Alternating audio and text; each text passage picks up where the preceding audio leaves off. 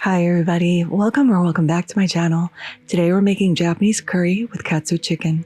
So for our curry blend, we need 1 teaspoon of turmeric, just popping that into a dry pan over the medium heat, a teaspoon of cardamom, teaspoon of cumin, teaspoon of cinnamon, this is all 1 teaspoon, clove, garlic powder, garam masala, black pepper, ginger powder, onion powder, chili powder, and curry powder. We're going to roast this in this dry pan for 5 minutes just to start bringing out all of those gorgeous scents and releasing some of the essential oil. After 5 minutes, we can take this off the heat and set that aside. And then into a small pot, we're going to add 11 tablespoons of unsalted butter. We're going to let this melt before adding in 3 tablespoons of honey. Once that's completely melted, we can start to add in 150 grams of flour. This is just all-purpose flour, just adding a little bit at a time, stirring that in to incorporate it before adding in the rest of the flour.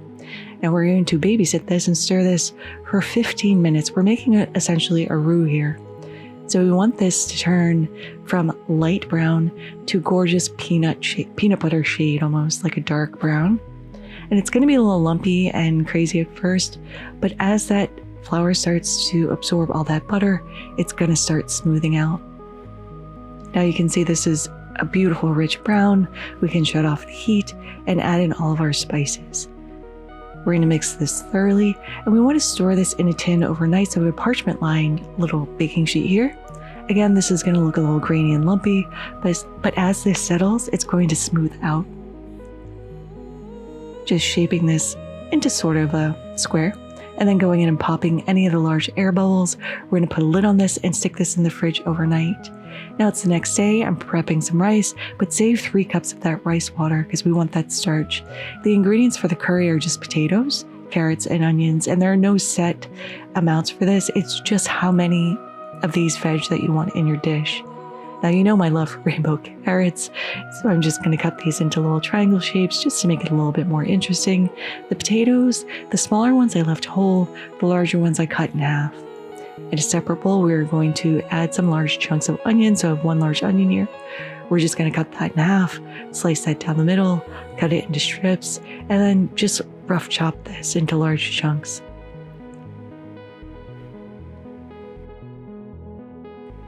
Now to save some time, I have some thin sliced boneless, skinless chicken breasts, and our curry is looking great. So I have our little fry station set up, a bowl of all-purpose flour that I'm going to season with salt and pepper. Give that a little mix. You want to season every layer of your chicken because you want that flavor to really come through.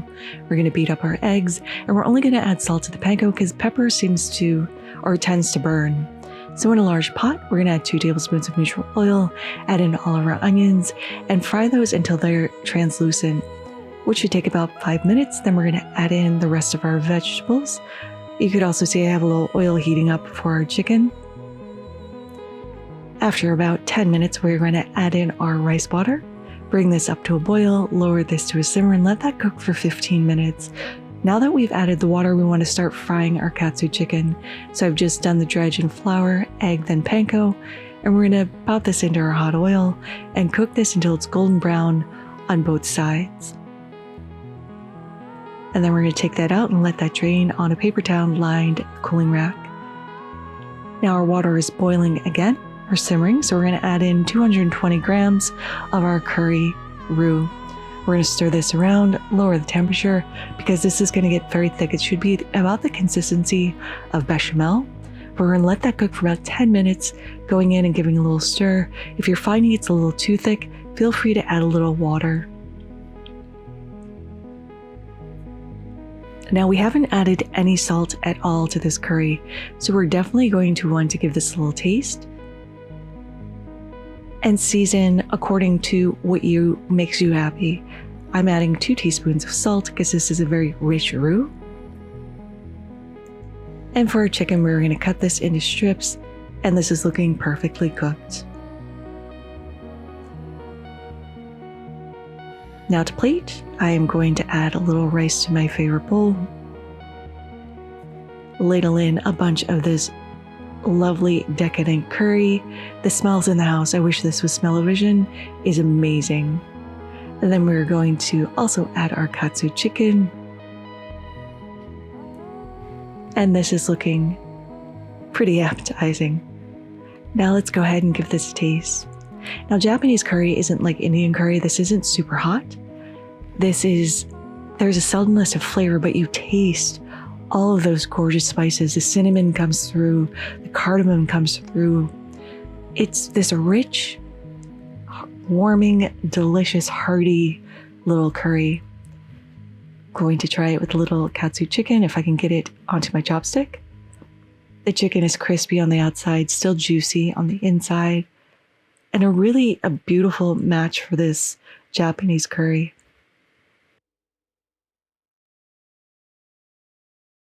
This is absolutely delicious, and I really do hope you try to make it. But there it is, Japanese curry with Katsu chicken. Thank you so much for spending some time with me today. I really do appreciate it. If you liked this video, give it a like. If you loved it, please consider subscribing and hitting that notification bell because I put out new videos every Thursday. Thank you again, and until next time, happy cooking.